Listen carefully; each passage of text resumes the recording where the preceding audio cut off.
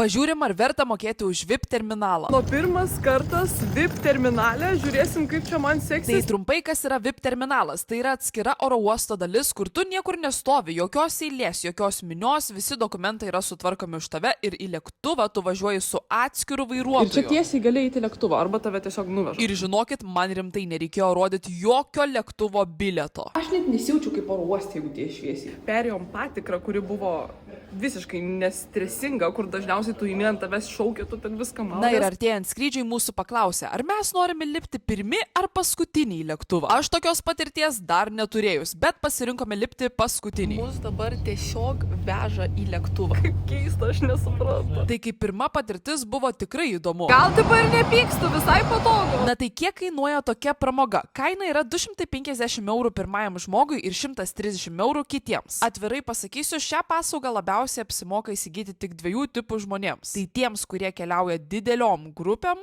arba tiems, kurie oro uoste jau nebegali praeiti nepastebėti. Paprastam žmogui kaip man pabandyti fainą, bet mokėti tiek pinigų tikriausiai neverta. Būtinai nepamirškit pasiekti manęs Instagrame Demino.